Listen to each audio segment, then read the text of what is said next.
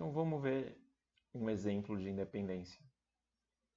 Aqui a gente tem uma densidade conjunta de x1 e x2 dado uma outra variável aqui, θ, que no caso θ, o valor de θ que está sendo condicionado aqui a gente está escrevendo por t, e a gente quer saber se o x1 e o x2 se eles são independentes, dado t.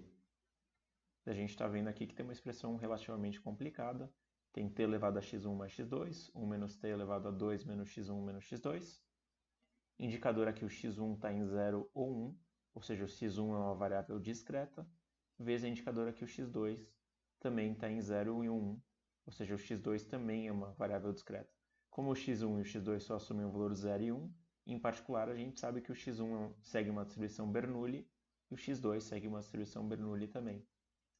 Então a gente pode continuar tentando descobrir se o x1 e o x2 são independentes ou não. Quer dizer, para eles serem essa densidade conjunta, teria que ser o produto da densidade de x1 dado θ vezes a densidade de x2 dado θ. Então a gente teria que achar essas quantidades. Então vamos tentar achar essas quantidades. Para isso, a gente pode ir para a lousa. Então vamos lá. O que nós temos aqui? O exercício nos falava que f de x1 e x2 dado θ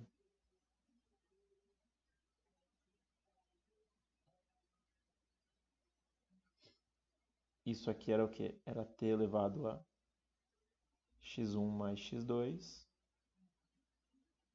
1 menos t, 2 menos x1 menos x2, vezes a indicadora de x1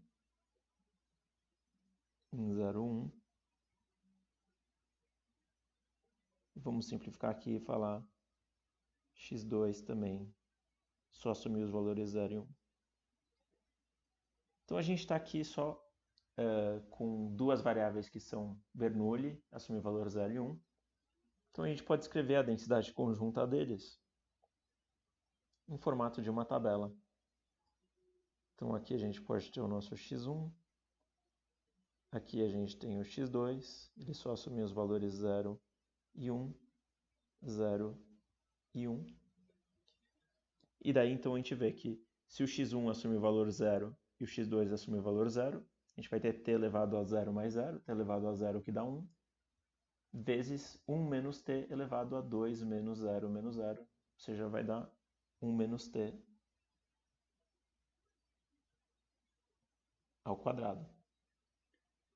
A gente pode ir completando, quer dizer, se o x1 é 0 e o x2 é 1, se o x1 é 1 e o x2 é 0, e se o x1 e o x2 são 1, a gente vai ver que, completando, a gente vai obter essas probabilidades aqui.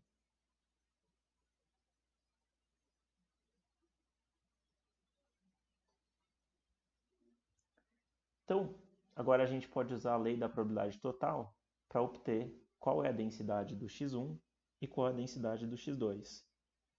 Então, a gente obtém a densidade do x1 somando sobre as colunas, quer dizer, só lembrando que aqui a gente tem o x2 e a gente tem o x1.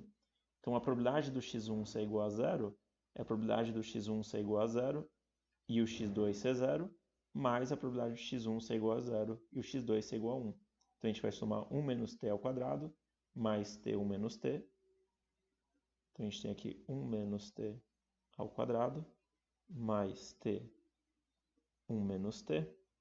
Daí, pondo 1 menos t em evidência, a gente vai obter 1 menos t, 1 menos t, mais t. Então, tem simplesmente 1 aqui, que vai dar 1 menos t. Então, a gente encontra que a marginal para o t é 1 menos t. A marginal para a probabilidade de x1 é igual a 0 é 1 menos t. Se a gente for completando o mesmo tipo de raciocínio em todas as margens que a gente tem aqui, a gente pode calcular agora a probabilidade do x1 é igual a 1, vai dar t vezes 1 menos t mais t ao quadrado, que pondo t em evidência, a gente vai ver que isso aqui vai dar t.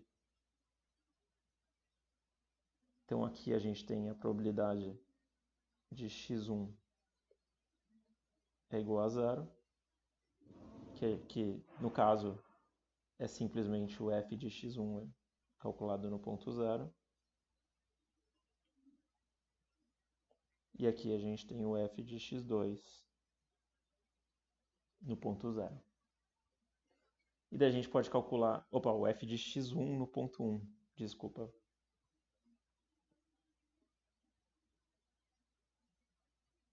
E agora a gente pode sim calcular o f de x2, assumir o valor zero, vai ser obtido somando a primeira linha, que é uma conta que a gente já fez, ela dá 1 menos t. E daí finalmente a gente pode calcular aqui a probabilidade do x2 igual a 1, a gente vai obter t.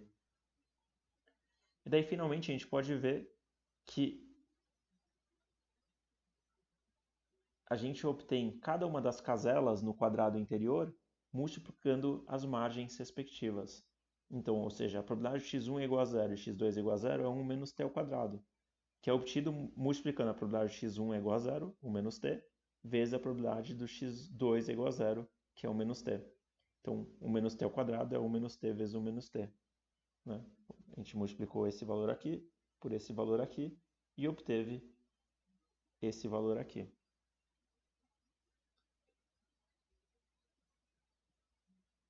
A gente pode fazer o mesmo raciocínio para todas as caselas interiores do quadrado. Então, a gente também pode ver que a probabilidade do x1 é igual a 0 e o x2 é igual a 1 vai dar t vezes 1 menos t, que é simplesmente aquilo que é obtido multiplicando as respectivas margens. Na margem para o x2 igual a 1 a gente tem t, e na margem para o x1 igual a 0 a gente tem 1 menos t. Então a gente vê que todas as caselas interiores são obtidas multiplicando as margens respectivas, e isso é justamente o conceito de independência. Né? A gente acabou de mostrar que f de x1, x2, x1, x2 dado t é igual ao f de x1 dado t vezes f de x2 dado t. O que prova que, de fato, x1 e x2 são independentes, dado θ. Isso posto, a gente pode agora ir para um exemplo contínuo.